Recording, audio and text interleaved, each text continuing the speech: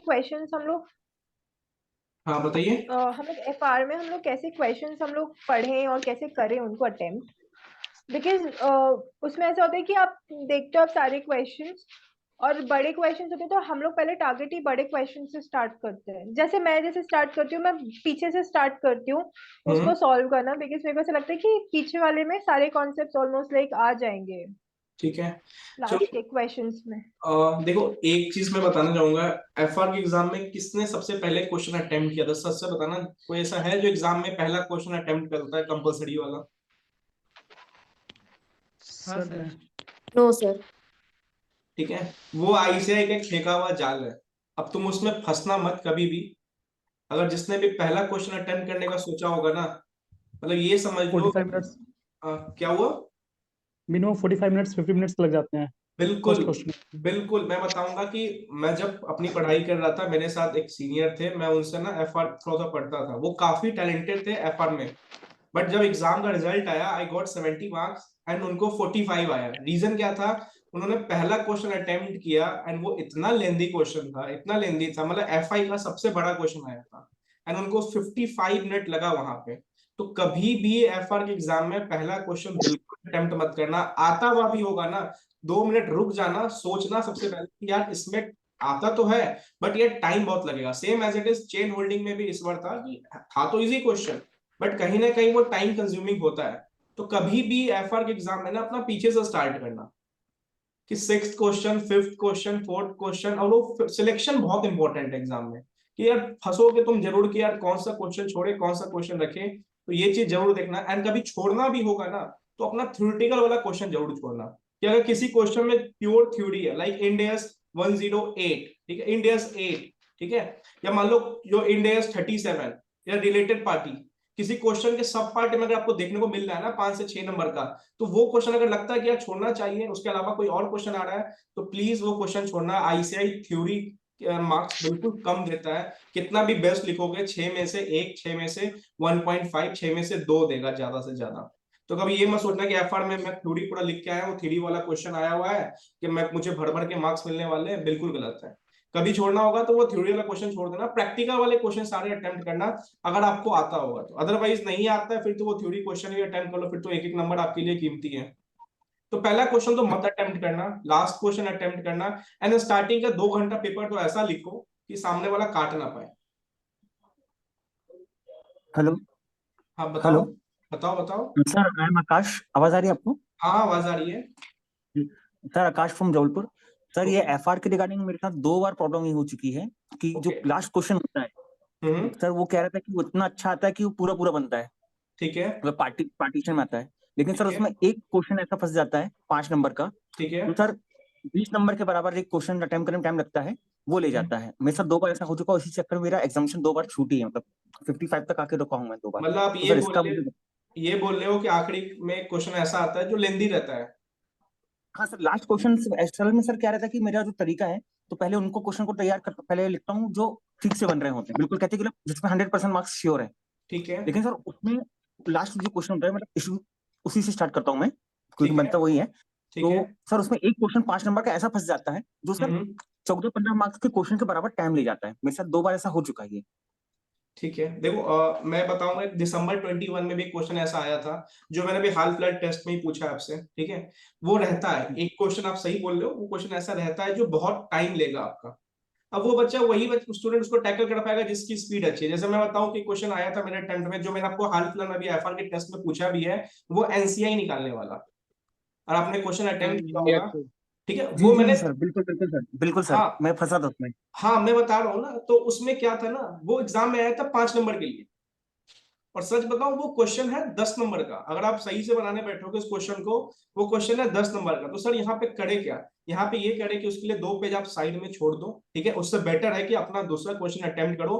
एक question last में रहता है ऐसा कि फंस जाओगे, फिर तो कहीं ना कहीं आपका वो टाइम खाएगा। उससे अच्छा है कि आप फर्स्ट ही क्वेश्चन कर लेते हैं। तो ये चीज आपने सही पकड़ा है कि 6 में एक क्वेश्चन ऐसा आएगा जो कहीं ना कहीं वो टाइम कंज्यूमिंग रहेगा। 3 पार्ट करके 2-3 पेज छोड़ के अपना आगे बढ़ जाओ थोड़ा सा। क्योंकि स्टार्टिंग के 2 घंटा में ना कहते नहीं, बकेट भरो अपना। सर बकेट मतलब 40 नंबर पहले आने चाहिए, फिर नेक्स्ट 20 के लिए काम करो, 60 आ गए, फिर लास्ट का 1 घंटा तो भाई साहब अंधाधुन बन जाओ। एंड 4:30 आपको अपना फर्स्ट क्वेश्चन पे या 4:25 पे आपको अपना फर्स्ट क्वेश्चन पे एनी हाउ पहुंच जाना है। मतलब कहीं भी रहो आप मंडराते हुए, ठीक है, आप ये सोचो घड़ी में देखते रहो 4:20 से बाद आपको कहीं ना कहीं फर्स्ट क्वेश्चन पे एंटर कर जाना है, बिकॉज वो चीज फिर इंपॉर्टेंट हो जाएगी। क्वेश्चन रहता है इजी है फर्स्ट वाला, बट लेंदी रहता है, बट वो 4:20 का टाइमर लगा के बैठना कि उससे पहले जितना करना आप कर लो, बट 4:20 में मुझे फर्स्ट क्वेश्चन पे पहुंचना है। एंड सिक्स का जो बात कर रहे हो ना, उसको आप सही बात है, उसको एक क्वेश्चन का होल्ड कर लो, उससे बेटर है कि उसके पहले आप 5 कर लो, 4 कर लो, 3 कर लो, देन वो 6 के सी वाले क्वेश्चन पे आओ। बट अगेन मैं बोलूंगा 4:25 या 4:20 में आपको अपना फर्स्ट क्वेश्चन पे एंटर करना है, तभी आप फर्स्ट क्वेश्चन कर पाओगे। अदरवाइज उस प्रेशर में ऊपर से वो एग्जामिनर बोलेगा भाई साहब थ्रेड लेके वो कॉपी बांध लो, आपके पास 15 मिनट है, वो बेल बजेगा, वो प्रेशर क्रिएट होगा, वो कैलकुलेटर पे आपका है ना ध्यान भटकेगा, तो उसके लिए थोड़ा सा रेडी रहा करो। सर कैलकुलेशन मिस्टेक बहुत ज्यादा हो जाता है एग्जाम में सर, क्योंकि पिछला बार मेरा 58 आया था, उसमें कॉपी मंगाया था सर, मेरा 82 जा रहा था, जो 17 से 18 नंबर मेरा सर कैलकुलेटर मिस्टेक चलते नंबर चला गया था सर। मुझे बार बार मेरे साथ ये हो रहा है। मुझे पहली बार टेस्ट में ना एफआर के टेस्ट में 37 मार्क्स आए थे, और पता है क्यों आए थे? मुझे कैलकुलेशन मिस्टेक काफी हुआ। जब मेरे को लग गया 4 महीने इसको सुधारने में, तो आपको तो प्रैक्टिस करना पड़ेगा भाई साहब। प्रैक्टिस ही आपका कैलकुलेशन मिस्टेक दूर करेगा, ठीक है? मतलब ये समझ लो। और जो चश्मा वाले उनके तो मैं स्पेशली बोलूंगा, जिनका चश्मा लगा हुआ है, शायद आपको भी चश्मा लगा हुआ है, ठीक है? नहीं सर, चश्मा नहीं लगा हुआ है सर। नहीं लगा हुआ है तो जिनका चश्मा वाला होता है ना, उनको ज्यादा दिक्कत होता है। एक तो वो हम कोरोना के टाइम पे मास्क लगा के जब लिखते थे, तो वो ऊपर से तो भेपर बन जाता चश्मा के आगे, और वो 3 2 मतलब एक एक फिगर को ना उठा के चेक करना पड़ता था। तो देखो वही चीज बोलूंगा, जैसे मेरे एक जूनियर स्टूडेंट थे, वो बताता हूँ कि उनका ऐसा था कि पेपर करके सब कुछ अच्छा आ गया, 98 मार्क्स से बोला था, मैंने पेपर किया, जब पेपर आरटीआई से आंसर आया उनका तो 36 मार्क्स थे।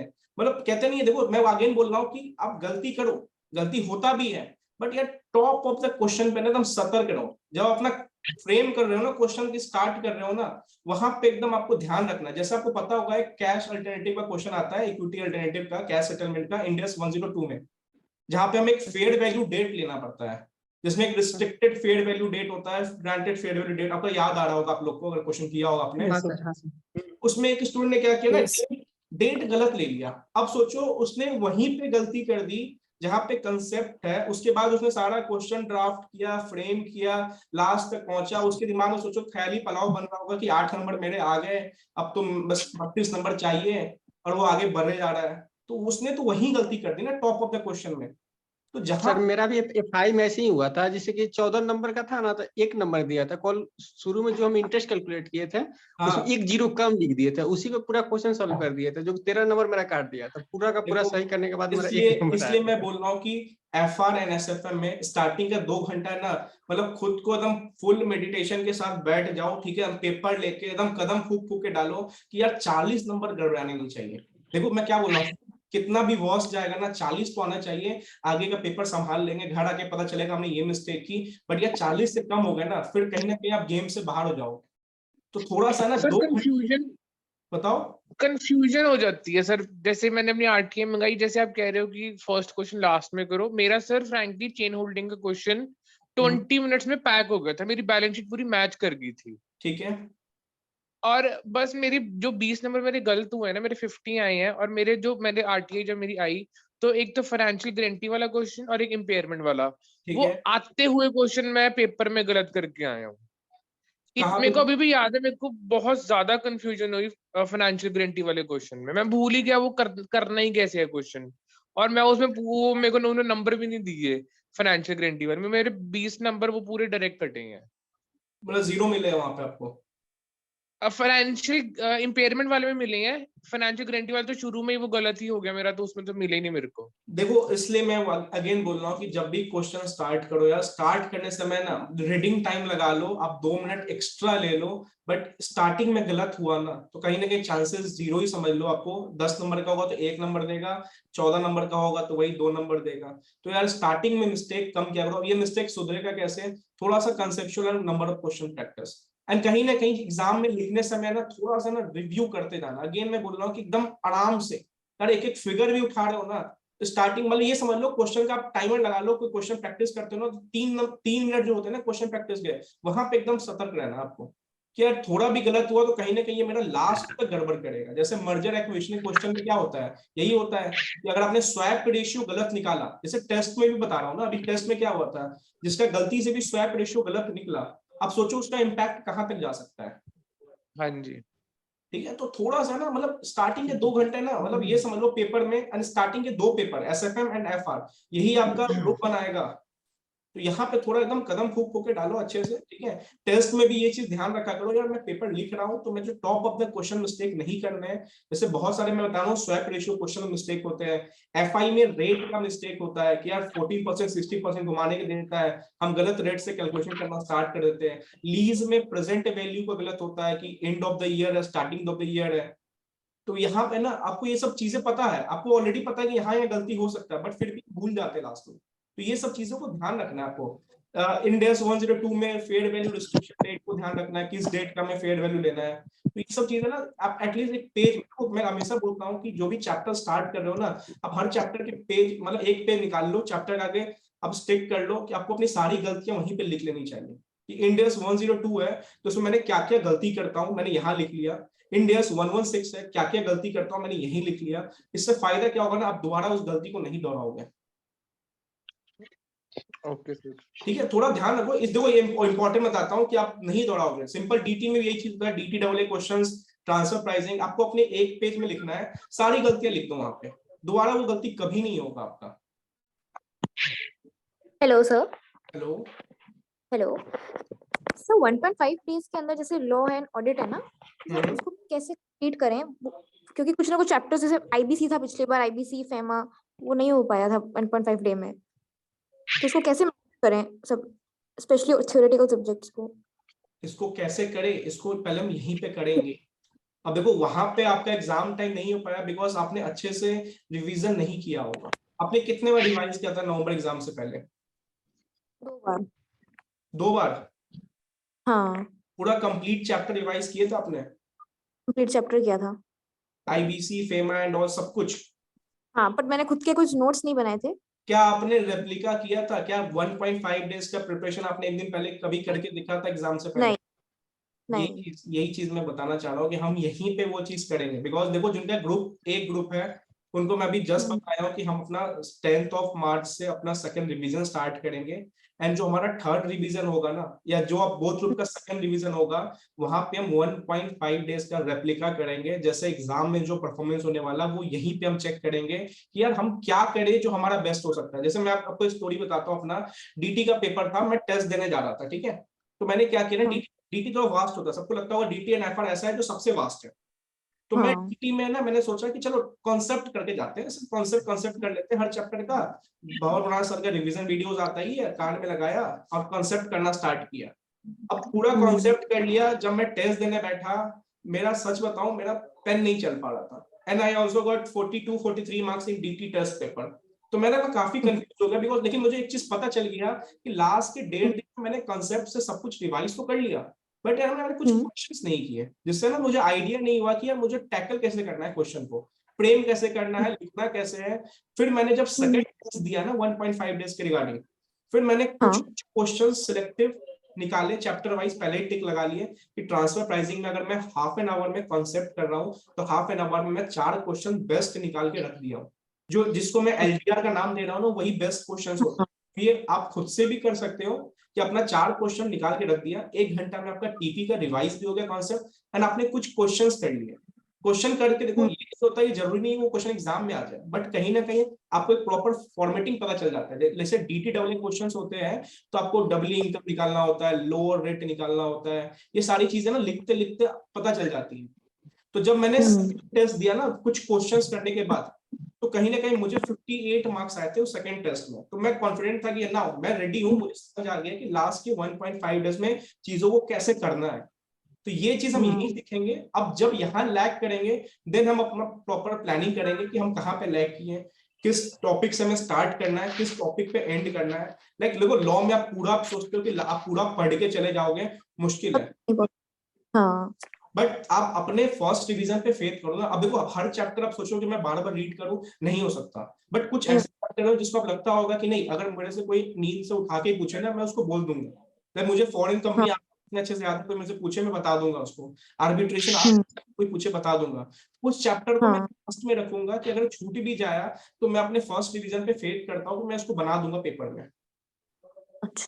ठीक है, उस चैप्टर से स्टार्ट करो जहां पे थोड़ा वीक है, जहां पे रिटेंशन ज्यादा चाहिए, रिवीजन हमें उस चैप्टर से करना चाहिए। जो बेस्ट है वो तो हमेशा बेस्ट रहेगा आपका, कहीं ना कहीं इसको आप टैकल कर लोगे। बट सेबी का क्वेश्चन आ गया, फेमा क्वेश्चन आ गया, पीएमएलए घूम गया, आपने कॉन्ट्रैक्टिंग स्टेट पढ़ा ही नहीं है, तो कहां से बना पाओगे आप? ठीक है, तो वो 1.5 डेज का प्रिपरेशन है ना, हम यहीं पे करेंगे। एक फुल टेस्ट लेंगे सबका, फिर देखेंगे, आप खुद समझ जाओगे मैंने पूरा कवर किया नहीं किया, और क्या होना चाहिए। फिर अब जब सेकंड टेस्ट लेंगे 1.5 डेज का, वहां पे उसको कंप्लीट करेंगे। ठीक है, okay sir, thank you. And sir एक और चीज था, हाँ सर बताओ। जैसे 20 मार्क्स का ऑलमोस्ट सब में पेपर्स में छूट रहा है फर्स्ट ग्रुप में 20, तो क्या मेन रीजन रहता है, मतलब क्यों छूट रहा है? एक तो स्पीड हो गया, ठीक है, स्पीड नहीं बन पाता, और क्या रीजन हो सकते हैं? देखो रीजन कुछ नहीं है, रीजन स्पीड ही है। एंड रीजन कहीं ना कहीं वो क्वेश्चन नहीं देखा हुआ है। अब देखो आप जब क्वेश्चन करते होगे ना, तो आप जब क्वेश्चन देखते हो, ये क्वेश्चन तो मुझे आता है, एंड आप उसको ऐसे बोल के बोलते चल निकल साइड, तो वो क्वेश्चन साइड हो जाता है। बट एक लर्निंग कर्व का कंसेप्ट आता है, आपको पता होगा कि अब जब पहली बार कोई क्वेश्चन कर रहे हो ना, वहां पे आपको 10 मिनट लग रहा है, बट जब दूसरी बार वो क्वेश्चन करते हो ना, तो हो सकता है आपको 8 मिनट लगे। ठीक है, तो यही तो कोर कॉम्पिटेंसी कहते हैं हम, कहीं ना कहीं कॉम्पिटिटिव एज मिल जाता है। हमें इसे भगाना नहीं चाहिए क्वेश्चन को, एटलीस्ट उसको करना चाहिए कि एग्जाम में आ गया तो कहीं ना कहीं आप 2 मिनट बेनिफिट में रहोगे, 3 मिनट बेनिफिट रहोगे, आपकी हैंड मेमोरी रहेगी, अरे ये क्वेश्चन देखा हुआ है, आपने फ्रेम करना चालू कर दिया। तो ये चीज ध्यान रखो, कभी भी क्वेश्चन को नेग्लेक्ट मत करो। अगर क्वेश्चन आपको ऑलरेडी आता है तो एक बार रफ बना लिया करो, तो आप उस क्वेश्चन को देखा रहेगा ना, तो उसको स्पीड में कर पाओगे। जहां 10 मिनट में होता था, हो सकता है आपका 8 मिनट में हो जाए, तो 2 मिनट भी तो सेव हुए आपके। और देखो प्रैक्टिस का ही कमाल है, जब जितने टेस्ट दोगे आप, जितना प्रैक्टिस करोगे, आप ऑलरेडी उस फेज में आ जाओगे। जैसे अभी मैंने एसएफएम का फुल टेस्ट लिया था, भाई साहब सबका हालत था। क्यों खराब था हालत? रिवाइज नहीं कर पाए सर। नहीं रिवाइज नहीं कर पाया, मैंने क्वेश्चन ही टफ पूछा था। क्वेश्चंस भी टफ थे। अगर उसमें अगर जिसने 40 स्कोर लाए होगे ना, तो आप बहुत सेफ पोजीशन पे हो, जिनका 40 से कम होगा, आपको वही सेकंड डिवीजन में मेहनत करना है उन टॉपिक पे जहां पे कहीं ना कहीं कम थे। किसके 60 प्लस थे उस टेस्ट में, कोई था? आई थिंक विशाल और गोपी के 60 प्लस थे, उसके अलावा किसी के 60 प्लस नहीं थे। विशाल? हाँ जी सर, मेरे को ना याद नहीं कितने भाई तुम्हारी मेमोरी बादाम खाओ यार तुम लोग, मतलब तुम लोग को इतना नहीं पता है तुम्हें टेस्ट में कितने मार्क्स आए थे एसएफएम में। तब तो मैं आगे अभी अब पता मैं क्या करना चाहिए, मुझे गलती है, मेरे को सही करना चाहिए, मुझे 1 घंटा सही लाइव आके सबसे टेस्ट लेना चाहिए। अभी सब भाग जाएंगे एक बार, सबका कटेगा अगर मैं बोलूंगा कि आप लोग अपना माइक ऑन करो और एक एक करके टेस्ट देना चालू करो। एक एक क्वेश्चन मैं पूछना चालू कर दूंगा ना, सच में बता रहा हूँ, सब भाग जाएंगे यहाँ से। अश्वनी आप ऑनलाइन हो? हाँ सर ऑनलाइन है। हाँ हेलो, आपके टेस्ट में कितने थे फुल टेस्ट में? सर 45 थे सर। 45 थे। देखो मैं वही बताना चाहूंगा, देखो उस टेस्ट में मैंने क्या, उस टेस्ट में था कि एक्चुअली उस टेस्ट में ना आरटीपी एमटीपी क्वेश्चन थे। जैसे आप लोग का एक और डाउट होता है सर, आरटीपी एमटीपी कब करेंगे हम, बहुत सारे का डाउट है आरटीपी एमटीपी कब। सर ये डाउट क्या हुआ? हाँ ये सर डाउट रहता है कि ये डाउट रहता है सर, मेरा आरटीपी भी करें आरटीपी एमटीपी पेंडिंग चल रहा है सर एसएफएम में, इसलिए वहां पे भी मेरा भी थोड़ा एसएफएम में प्रॉब्लम हो गया क्योंकि एसएम स्टडी मटेरियल को ही अच्छे से कवर किया था। हाँ देखो मैं वही बोल रहा हूँ कि अब देखो उस टेस्ट में जो क्वेश्चन थे ना, उतना क्वेश्चन देख लो, क्योंकि उसके बाहर से कहीं पेपर नहीं है। स्टडी मटेरियल आपका परफेक्ट होना चाहिए। अगर आप जब देखोगे ना अपना आरटीपी एमटीपी, आप एक बार ओवरव्यू जरूर करना, ठीक है? आपको पता चल जाएगा कुछ ऐसा क्वेश्चन नहीं है जो बाहर से है। गिन चुन के 2 चैप्टर्स है जहां पे आपको अपने एफर्ट्स लगाने पड़ेंगे। एक तो आपका चैप्टर आता है बॉन्ड, बहुत लिमिटेड क्वेश्चन आपके स्टडी मटेरियल में, वो आपको चैप्टर को अच्छे से करना है। एंड आपका कहीं ना कहीं डेरिवेटिव चैप्टर, तो ये हाँ दो सर मेरे 60 थे। 60 थे आपके? हाँ जी। हाँ तो फिर ठीक है, अगर उस टेस्ट में 60 आ गए तो भाई आप कंसिस्टेंट रहो एग्जाम में। आपकी मिस्टेक मैं बता रहा हूँ, आपने ईपीएस को फिगर उठा के एमपीएस में डाल दिया था। हाँ जी, हाँ जी। हाँ तो ये सब एग्जाम में मत किया करो, थोड़ा सा ना रिव्यू किया करो कि, और दिक्कत ये होती है जब हम पेज पलटते हैं ना तो हमें पता नहीं चलता पीछे वाला फिगर है क्या। हाँ जी। तो उसमें ध्यान दिया करो, ये सब छोटे छोटे मिस्टेक्स है। देखो कहीं ना कहीं मेन मुद्दा वो 3 घंटे का ही है। आप अभी कितना भी पढ़ रहे हो, अगर उस 3 घंटे में नर्वस हो गए, उस 3 घंटे में आप दिक्कत हो गया तो कहीं ना कहीं गड़बड़ा सकता है। मेरा तो मैं आपको आरटीए पेपर दिखाऊंगा, मैंने तो 3 पेज लिख के काटे थे, उस प्रेशर में था। अभी भी मेरे को याद है 3:15 हो रहा था और मैंने एक पोर्टफोलियो क्वेश्चन गलत कर दिया था, 3 पेज मेरे को कट करने पड़े। बट यार खुद को काम करना पड़ेगा वहां पे। तो ऐसा ऐसा मिस्टेक आपको एग्जाम में होता है ना, तो यार खुद को काम करो कि यार 40 तो आ जाने चाहिए, कि कुछ गलत भी हुआ तो मैं इसमें पास कर जाऊंगा, गेम से आउट नहीं होगा। बिकॉज गेम से आउट होना ना बहुत दिक्कत हो जाता है कि आपको 40 भी नहीं आ रहा है, फिर वो दिक्कत है। तो अपनी प्रिपरेशन एटलीस्ट अच्छे से करो, या 40 तो कोई आपको लाने से नहीं रोक पाए, चाहे वो आईसीआई। अरे ऑडिट में क्यों डरते हो? ऑडिट में इतना डर क्यों लगता है आप लोग को? फिर ऑडिट में एज इट इज लर्न नहीं कर पाते हैं। ऑडिट में सिलेबस थोड़ा वास्ट है सर, कवर करने में दिक्कत आती है। क्या आवाज आपकी ब्रेक हो रही है? ऑडिट में सिलेबस थोड़ा वास्ट है सर, ऑडिट में सिलेबस वास्ट है। हाँ सर। उसे 1.5 इजीली कवर नहीं कर सकते। तो सर टू द पॉइंट लिखने पे ही मार्क्स देते हैं वो लोग। दिए और मार्क्स भी नहीं मिलते हैं। मार्क्स नहीं मिलते हैं, ठीक है। सर ये देखो ये तो खत्म ही नहीं होते हैं। देखो एक चीज बताता हूँ कि ठीक है, बात होता है ऐसे का, यस ऐसे टफ रहते हैं थोड़ा। देखो ऐसे में टफ नहीं होता है, थोड़ा ना मिक्सचर बन जाता है दिमाग में, यार ये ऐसे है, ये ऐसे, ये ऐसे, ये ऐसे, दिमाग में ना घूम जाता है कि यहाँ पे कौन सा ऐसे लगेगा, वो पकड़ना मुश्किल हो जाता है। बट छोटे चैप्टर्स, मैं अगेन बोल रहा हूँ कि ऑडिट में गेम चेंजर्स वो छोटे चैप्टर्स है। ऐसे सबके लिए टफ है। अगर मैं बताऊं यहाँ पे जितने बच्चे अभी ये सुन रहे हैं, सबको पता है कि ऐसे में कहीं ना कहीं वो इंटरलिंक करने में दिक्कत आता है कि कौन सा ऐसे क्या पूछ रहा है, हम ऐसे नंबर लिखेंगे, गलत हो जाएगा, 0 मिल जाएगा। बट वो छोटे चैप्टर जिनको आप नेग्लेक्ट कर रहे हो, मैं बताता हूँ मेरे को ऑडिट में 58 थे, बट मैंने एसेज में 16 में से 3 या 4 नंबर थे। तो सर मैंने ऐसे में क्या, देखो ऐसे कंफ्यूजिंग होते हैं, मेरे को भी ऐसे बहुत कंफ्यूजिंग लगते थे, जहां पे 320 लगना था मैं 505 लगा के आ गया, 0 नंबर दिया उसने। बट यस जो फॉरेंसिक ऑडिट चैप्टर होते हैं, ऑटोमेटेड है, ड्यू डिलिजेंस है, मैं आज भी पेपर दिखाऊंगा, मुझे 5 में 5 मिला हुआ है हर क्वेश्चन। और वो कहाँ से है? वो यही पीडीएफ है। तो मैं बोलता हूँ इस पीडीएफ को थोड़ा सा ना, मतलब यही समझ लो आपके लिए रामबाण है ये चीज। देखो अभी आपको लग रहा होगा सर इतना ही पढ़ना है, इतना कहाँ से होगा, ये तो बहुत कम लिमिटेड है। अरे भाई आप जब एग्जाम दे के आओगे ना, तब आप बताओगे ऑडिट में इस पीडीएफ से कितना आया नहीं। मैं ऐसे पी की बात नहीं कर रहा हूँ, बट मैं अदर चैप्टर्स की बात कर रहा हूँ। बिकॉज देखो ऐसे पी कहीं ना कहीं आपको थोड़ा सा करना पड़ेगा, जब नंबर ऑफ क्वेश्चंस करोगे तो वो इंटरलिंकेज आ जाएगा आपको। अगर पकड़ भी कि आप कौन से ऐसे लग रहा है, तो कहीं ना कहीं थोड़ा भी लिख दोगे तो आप एक सेफ साइड में रहोगे।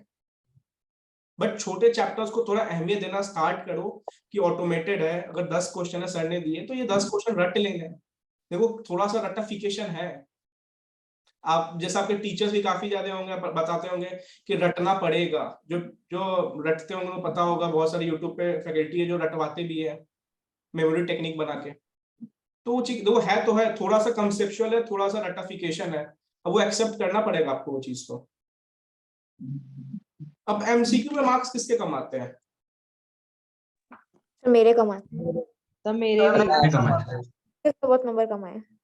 नहीं देखो इस बार का लॉ का बात नहीं कर रहा हूँ मैं, ठीक है, मतलब मैं और भी बोलता हूँ कि जिसने पहले भी दिया ऑडिट या, देखो इस बार लॉ का पेपर तो एमसीक्यू थोड़ा ट्रिकी था, पेनल्टी घुसाया हुआ था, मैं पता नहीं चला कि आई से पेनल्टी पूछता क्यों है।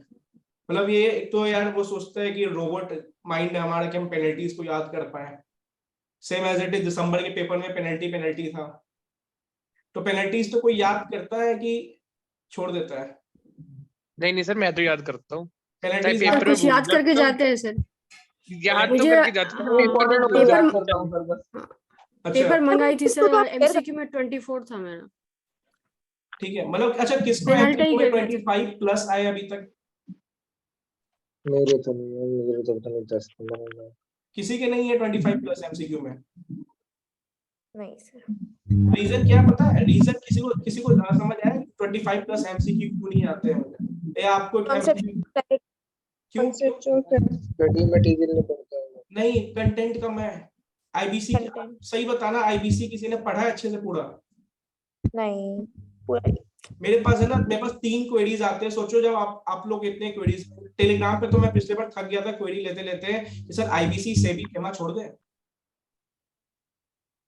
और आईबीसी से भी देखो मैं क्या बोलता हूँ, फेमा थोड़ा सा आप कर भी सकते हो, बट आईबीसी और सेबी यार 20 मार्क्स है।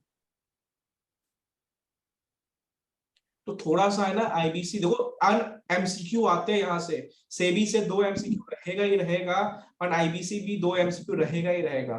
तो जब अपना कवरेज ही छोटा सा है, जब हम कवरेज ही 70-80 लेके जाते हैं, तो एक्सपेक्ट कैसे करते हो कि आपको एमसीक्यू में भी 25 आ जाए? एंड पता नहीं कौन सा आप कॉम्प्रोमाइज अरेंजमेंट भी छोड़ के जाते होगे। सर एक ना प्रैक्टिस की बहुत कमी है एमसीक्यूज की। मैंने पर्सनली तो बहुत कम प्रैक्टिस करे थे जो ये लास्ट टाइम था एमसीक्यूज, तो मेरे नंबर दोनों में 18 है, ऑडिट में भी 18, लॉ में भी 18। देखो सही बताऊं तो देखो, अगर एमसीक्यू की बात मानो तो थोड़ा सा कंसेप्चुअल चाहिए। प्रैक्टिस इज लाइक कि अब देखो यूपीएससी एंड इसका एग्जाम तो है नहीं कि आप जो नंबर ऑफ क्वेश्चंस प्रैक्टिस करोगे। लाइक मेरा एक फ्रेंड था, वो दिन भर है ना एमसीक्यू प्रैक्टिस करके रहता था। तो एमसीक्यू आपको याद रह पाएंगे? आप एमसीक्यू याद कर पाओगे? देखो प्रैक्टिस एमसीक्यू करने वाला है, वो आप लॉ में थोड़ा कर सकते हो, लेकिन डीटी में है, डीटी में प्रैक्टिस करना पड़ेगा, बिकॉज हर एक एमसीक्यू में प्रोविजंस छुपे हुए हैं। बट यहाँ वाले एमसीक्यू में आपको अपना कंसेप्ट को बेटर करना है, एंड कहीं ना कहीं कवरेज बढ़ाना है। अगर कोई चैप्टर छूट रहा है तो कहीं ना कहीं वो चैप्टर कंप्लीट करना है। अब मान लो आपने कॉम्प्रोमाइज अरेंजमेंट छोड़ दिया, प्रिवेंशन ऑपरेशन छोड़ दिया, अब वो एक केस सिनेरियो आ गया 6 नंबर का, आप क्या करोगे? आप तो मारोगे जय माता दी। तो वही बोल रहा हूँ कि इसलिए मैंने टारगेट्स में इसलिए देता हूँ कि एटलीस्ट कम से कम कवरेज थोड़ा कर लो। लास्ट डेज का क्वेश्चन है, उतना भी लगा लो, पता नहीं क्या पता वहां से आ जाए। देखो लॉ में 20-25 मार्क्स अमेंडमेंट्स रहेंगे। अगर अभी भी आप अमेंडमेंट्स को डिलीट कर रहे हो तो बहुत गलत कर रहे हो, ठीक है? अमेंडमेंट्स कवर कर लो लास्ट 2-3 अटेम्प्ट के, कहीं ना कहीं वो क्वेश्चन वे में रहता है। देन सेकंड क्या है, क्वेश्चन बैंक से 20-25 नंबर रहते हैं, 20 से 30 number ICA newly question draft करता है सेक्शंस पे, तो वो तभी हो पाएगा जब प्रोविजंस क्लियर है। तो 3 टुकड़ों में लॉ बटा है, amendments, newly questions, question bank. तो कहीं ना कहीं सबका 33% का वेटेज है। तो इन तीनों पोर्शन को ध्यान रखना आप, ठीक है? सर हाँ बताओ। हेलो सर, मेरे सर क्या प्रॉब्लम होता है कि थ्योरी में प्रोविजन बहुत मतलब आंसर में बहुत ज्यादा लेंथी हो जाता है। मतलब कुछ भी लगता है कि जो भी याद है सब लिख दूं उस टाइप से। इस वजह से क्या होता है, मेरा टाइम काफी कम पड़ जाता है इस वजह से। देखो मैंने अभी लॉ के रिगार्डिंग वही डिस्कशन किया, अभी आरटीआई पेपर देखने के बाद मैं वही बोल रहा हूँ कि जो पूछ रहा है ना उसके कंक्लूजन सही होना चाहिए आपका, ठीक है? आईसीआई को प्रोविजन से मतलब ही नहीं रहा। मैं इतना आरटीआई देखने के बाद देख रहा हूँ कि आईसीआई चाह रहा है कि भाई साहब ये पूछा कंक्लूजन, अगर इस बच्चे ने एनालिसिस कंक्लूजन सही से लिखा है, प्रोविजन भले 1-2 लाइन का भी है तो 5 में से इसको 4 दे दो।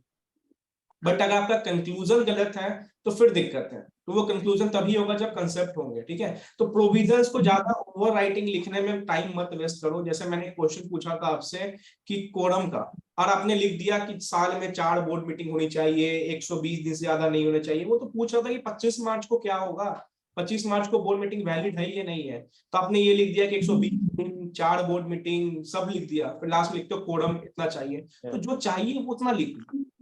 एंड आरटीआई के बाद इतना पता चल रहा है कि यार कंक्लूजन पे वर्क करो, एनालिसिस पे वर्क करो, प्रोविजंस थोड़ा कम भी हो जाए, link with the topic, but हो गया उतना काफी है। सर आप पेनल्टीज क्या पेनल्टीज की लिस्ट ऑडिट ऑन लॉ में इंपॉर्टेंट है? पेनल्टीज की लिस्ट लास्ट डे पे इंपॉर्टेंट है, ठीक है? अभी आप पेनल्टीज पे एफर्ट्स लगाओ मत, ठीक है? पेनल्टीज अच्छा है कि कॉन्सिक्वेंसेज होते हैं उस पर ध्यान दो। अभी पेनल्टीज दिमाग में रहेगा भी नहीं। अब कॉन्सिक्वेंसेज मतलब क्या होता है? कॉन्सिक्वेंसेज मतलब आपको पता होगा कि फॉरेन कंपनी अगर डॉक्यूमेंट सबमिट नहीं करती है तो उस पर सू फाइल कर सकते हैं, वो किसी पे नहीं कर सकता है। तो ये कंसेप्चुअल दिमाग में रहेगा, बट अभी पेनल्टीज आपके दिमाग में नहीं सीख सकते। हाँ इंपॉर्टेंट पेनल्टीज है, मैं वो लिस्ट बना के आपको दूंगा, ठीक है? इंपॉर्टेंट पेनल्टीज की लिस्ट में प्रोवाइड कर दूंगा सबको जो भी ग्रुप में है, तो लिख के जाना कम से कम। जो लेटेस्ट अमेंडमेंट्स आए थे पेनल्टीज पे, ऐसे इसको हिट करेगा कहीं, ठीक है? हाँ हेलो सर। हाँ बताओ। हेलो। हाँ हेलो। सर लॉ में आपने जो क्वेश्चन बैंक दिया था एलडीआर, तो वो वाला करने से कंप्लीट हो जाएगा ना?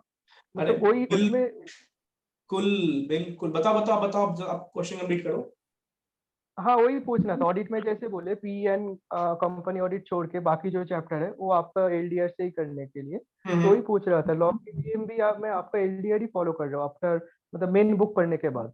देखो मैंने आपको क्या बोला, लॉ में इट्स ऑल अबाउट कि 33% अमेंडमेंट्स, 33% आपका क्वेश्चन बैंक, 33% आपका न्यू प्रोविजंस पे क्वेश्चंस। तो क्वेश्चन बैंक में मैंने क्या किया है, कुछ रिपीटेड हटा दिए जो बल्कि बन जाता है क्वेश्चन, ठीक है। अब कुछ मैंने रिपीटेड कि मैं चाहता हूँ कि थोड़ा सा इस क्वेश्चन का भी आइडिया रखो, और हर सेक्शन वाइज मैंने इंपॉर्टेंट क्वेश्चन डाल दिए। लेटेस्ट कुछ आईसीआई क्वेश्चन डाले हैं पास करके, कि आपको एक आईसीआई का सजेस्टेड क्वेश्चन है कि आईसीआई इस फ्रेम को कैसे कर रहा है इसको, ठीक है। तो उतना बिलीव करो, अमेंडमेंट्स कवर करना। मैं अगेन बोल रहा हूँ, मैं एग्जाम देने बाद लॉ पढ़ाता हूँ, मैं लॉ में रोया था घर पे आके, बिकॉज अमेंडमेंट्स मैंने कवर नहीं किए थे। मैं बहुत, डेटा बैंक का अमेंडमेंट था, मुझे आज भी याद है, मैं घर पे आके बहुत रोया। उसके मैंने एससीएमपी पेपर देने का बिल्कुल मन नहीं हुआ, वो 5 नंबर में आज भी चुभता है। अच्छा, और एक क्वेश्चन सर, ये हेलो, हाँ बताओ आवाज आ रहा है? हाँ बताओ। अच्छा मेरा, हाँ ग्रुप 1 में बहुत सारा लैग चल रहा है, तो ये सोच रहा हूँ कि 8 पेपर दे पाऊंगा या 6 पेपर के लिए फोकस करूँ, तो ये भी एक पूछना था आपसे। कितना लैग एससीएमपी भी बहुत पहले लैग, मतलब ऑडिट में दो दिन का करीब लैग चल रहा है, एंड एफआर में 109 अभी तक नहीं हुआ, मतलब पड़ा हुआ है, बट एक दिन तो लग ही जाएगा 109 करने में। आज 36 कर रहा था, 16 कर रहा था। देखो 5 मार्च तक अगर आप इसको कंप्लीट कर पाते हो, जैसे ऑडिट एंड एफआर के टारगेट्स अगर हो जाते हैं, बिकॉज देखो मैंने अभी बोला है, एफआर में वीडियो शेयर कर दूंगा, आप लेट ज्वाइन किए होगे। एफआर में इंपॉर्टेंट इंडियस बचे 5-6 और, ठीक है। आप सारा कवर नहीं कर सकते, उसके अलावा जो बचे मैं खुद बोल दूंगा, इसके बाद आप देखना होगा, देखना टारगेट्स में दूंगा, ठीक है। ओवरव्यू करना हो करना, बट जो इंपॉर्टेंट है मैं 27 या 28 तक करवा दूंगा। उसके बाद 4 दिन बचेगा जो नॉन इम्पोर्टेंट को मैं डाल दूंगा, उसमें आप अपना बैकलॉग क्लियर कर सकते हो। एफआर में भी आप इंपॉर्टेंट वगैरह क्वेश्चन दीजिए ना, तो इजी रहेगा। अच्छा चलो ठीक है, मैं कोशिश करता हूँ कि आप लोग को एफआर का क्वेश्चन बैंक मैं प्रोवाइड करा पाऊँ, कल तक मैं बात करता हूँ। और कोई क्वेश्चन? सर एफआर नहीं सर, एफआर में जैसे हम लोग क्वेश्चंस किस हिसाब से अटेम्प्ट करें, क्योंकि ना सारे क्वेश्चंस एक साथ नहीं हो पाते हैं। उसमें जैसे एफआई में भी बहुत सारे क्वेश्चंस हैं, और फिर ऐसा लगता है यार ये कंटिन्यूसली जैसे हम सॉल्व भी करने बैठते हैं तो 3-4 क्वेश्चंस के बाद ऐसा लगता है यार ये रिपीटेड हो रहा है, पर वो सारे क्वेश्चंस देखने मतलब बहुत ज्यादा लेंथी हो जाता है, इतना ज्यादा कर ही नहीं पाते। पहले ये पीछे भाई अभी रिजल्ट नहीं निकला है, गाना बंद कर दो।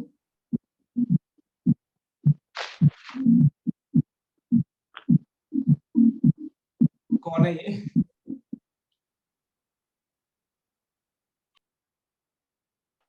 एक सेकंड, हाँ आप एक बार फिर से बोलना, वो थोड़ा ना साउंड डिस्टर्ब हो रहा था, बताना एक बार फिर से आपका क्वेश्चन क्या था? हाँ सर, मैं ये बोल रही हूँ जैसे एफआर में बहुत लेंदी बहुत सारे क्वेश्चंस हैं, तो मतलब हम लोग उसमें से इम्पोर्टेंट मार्क कैसे करें, या फिर है ना हम लोग उसको अटेम्प्ट कैसे करें। जैसे इंडेक्स 36 पे अगर मैं कर रही थी तो भी है ना मैं सारे क्वेश्चंस उसके अटेम्प्ट नहीं कर पाई हूँ, और मेरे को फिर उसके कि ना कॉन्फिडेंस नहीं आ रहा है। फिर 109 के भी मैंने ऑलमोस्ट नहीं किए सारे, पर मैंने देख लिए, और मैंने 103 के भी जैसे जो टॉपिक्स रहते हैं, जैसे एक हो गया अपना चेन का हो गया, अपना है ना ये एसोसिएट्स का हो गया, उसमें थोड़ा थोड़ा करके देख लिया, पर मैंने सारे क्वेश्चंस नहीं करे हैं। देखो अब बात वही है ना कि आप अगर सेल्फ एनालाइज कर पा रहे हो इम्पोर्टेंट, तो उसको करना पड़ेगा पूरा अच्छे तरीके से। नहीं कर पा रहे हो तो वो मैंने लास्ट एलडीआर बुक निकाला है, ठीक है, फिर वो मैं आपको प्रोवाइड करा पाऊंगा, तो उसको आप अच्छे से करो फिर। बिकॉज देखो कहीं ना कहीं एफआर पेपर टफ नहीं आता है, एंड कहीं ना कहीं वो 1000 क्वेश्चंस में से आपको एग्जाम में आएगा, बट वो क्वेश्चंस बनने चाहिए। वो क्वेश्चन तभी बनेंगे जब आपका 2 बार प्रैक्टिस होगा इंपॉर्टेंट क्वेश्चंस पे, एंड एफआर में आप सारा क्वेश्चंस कर भी नहीं पाओगे। एंड एक चीज और याद रखना, जब एफआर का क्वेश्चन करने जाओगे ना, तो थोड़ा सा सेल्फ एनालाइज करो एग्जाम का पैटर्न क्या है। एग्जाम का पैटर्न आपके 8-8 6-6 नंबर क्वेश्चन पूछता है, आप 2-2 3-3 लाइन में क्वेश्चन पे फंसा मत करो कम से कम। अब देखो इंडेयस 115 या इंडेयस 109 बहुत सारे 2-2 लाइन के इलस्ट्रेशंस है, जो स्टूडेंट काफी फंस जाते हैं। अरे निगलेक्ट करो, एक रीडिंग मारो, आगे बढ़ो। जो प्रैक्टिकल क्वेश्चन है, जो आईसीआई का पैटर्न है 6 to 8 मार्क्स का, उसको अच्छे से करो। एंड जो सर इम्पोर्टेंट की बात है वो मैं कोशिश करता हूँ कि मैं दूं, उसको आप एटलीस्ट बनाओ 2 बार, ठीक है, सफिशिएंट क्वेश्चन से। सर ऐसा हो सकता है कि जैसे आप टारगेट देते हैं तो उसमें आप है ना स्टडी मटेरियल से रिलेटेड मतलब है ना ये वाले क्वेश्चंस तो मतलब पर्टिकुलरली कर लेने हैं। मैं सेकेंड रिवीजन में पीडीएफ के साथ, टारगेट के साथ पीडीएफ दे दूंगा क्वेश्चन का, तो इसको प्रैक्टिस करना, ठीक है सर हाँ बताओ आप। सर ईसीबी का क्या करें? ईसीबी तो बिल्कुल नहीं हो रहा, ना वो याद हो रहा है ना वो रिटेन रहता है, तो जितनी मर्जी बार पढ़ लो। लॉ में सिर्फ एक वही टॉपिक है जो मेरे को बहुत बहुत ज्यादा प्रॉब्लम देता है। क्या कर सकते हो बताओ आप, छोड़ना है छोड़ सकते हो, एग्जाम में तो आएगा। वही प्रॉब्लम है सर, रिटन में भी आता है उसका, एमसीक्यू भी आता है। मैं तो बोल रहा हूँ कि थक गया हूँ कि अगर फेमा में कुछ करना है तो वो ईसीबी जरूर करके जाओ। मैंने भी नहीं पढ़ा था, जो एग्जाम देने जा रहा था मुझे भी ईसीबी नहीं आता था समझ में। मैंने कुछ क्वेश्चन देख लिए, काफी था उस समय पढ़ाने के लिए, मेरे को पढ़ना पड़ा ईसीबी क्या था, बट है वही टफ। से देखो है टफ, क्वेश्चन कुछ क्वेश्चंस कर लो उसके, ठीक है। थोड़ा सा तो मैं बोलूंगा ट्रिकी है, टफ है, नंबर ज्यादा है वहां पे, थोड़ा घुमाया हुआ है कॉन्सेप्ट को, ठीक है। तो कोशिश करो कि स्टिकी नोट्स लगा के कहीं पे लगा लो कि दिन में एटलीस्ट 2-3 बार देखो तो दिमाग में रिटेन हो जाए। नहीं तो ज्यादा प्रेशर मत लो, 2-3 नंबर के चक्कर में अपना 95 मत बर्बाद करो, ठीक है। जब ज्यादा प्रेशर हो रहा है तो एक बार रफ रीडिंग लगा लो, आगे क्वेश्चन देखा हुआ तो ठीक है, नहीं तो भाई जय माता दी। ठीक है सर। सर मेरे को एक चीज और बोलना था, जैसे कि कोई अमेंडमेंट आता है तो किसी के रिलेटेड, जैसे अभी कारों का भी अमेंडमेंट का चल रहा था, तो जैसे आप कोई टारगेट दे रहे तो फिर उसमें ना अमेंडमेंट शीट भी उसका ऐड कर दें, बिकॉज है ना मतलब इतना रेफर नहीं हो पाता कभी कभी के ना यार, ये मैंने वाला हमने अमेंडमेंट ऑलरेडी। शीट दिया था लॉ का, सर ऑडिट का भी मैं अमेंडमेंट शीट दे दूंगा टारगेट के साथ, मैंने लॉ का प्रोवाइड किया था सबको। सर लॉ का वो नवंबर 23 की अमेंडमेंट, नवंबर 22 की अमेंडमेंट्स है ना वो तो। हाँ अब अभी का भी मैं वापस दे दूंगा जो मई 23 के लिए है, मैं हाँ ठीक उनसे बात करके प्रोवाइड कर दूंगा वहां पे, ठीक है। ठीक है सर।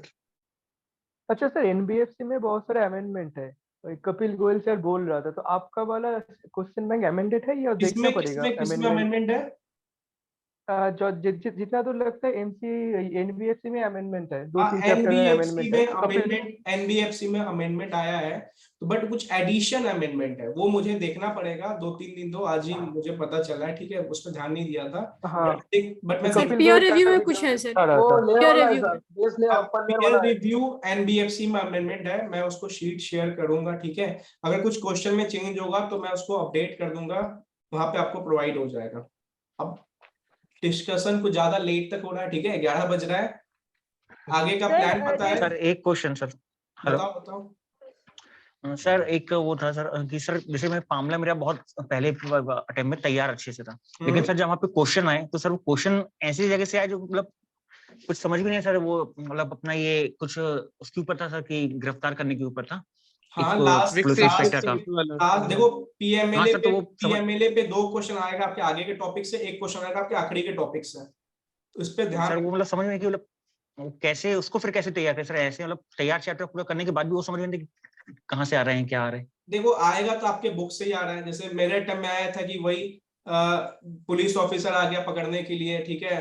हाँ सर हाँ कहीं ना कहीं मजे लेने के लिए आया, पुरानी दुश्मनी निकालने आया था, कोई रिकॉर्ड्स राइटिंग नहीं था, पेनल्टी पूछ लिया था 50,000 रुपीज और 2 ईयर का पेनल्टी था, ठीक है।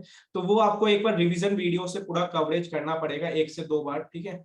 और उसके अलावा कोई ऑप्शन नहीं है, बिकॉज एक दिमाग में रखना कि यार 1-2 क्वेश्चन आएंगे स्टार्टिंग टॉपिक से, 1 क्वेश्चन आएगा लास्ट के टॉपिक से पीएमएलए में, एंड इस बार ज्यादा चांसेस है कॉन्ट्रैक्टिंग स्टेट का, आईसीए ने बहुत एमटीपी में घुमाया है, ठीक है। तो ध्यान रखना, और भी डिस्कशन होगा, हम करते रहेंगे, ठीक है। चलो आज के लिए इतना ही रखते हैं क्योंकि अब लेट हो गया। चलो ठीक है, ऑल द बेस्ट। कल से हम अपना इंडेक्स थोड़ा बढ़ाएंगे, उसको रेडी रखना, ठीक है। Okay thank you sir. चलो okay, good night. Okay sir, good night.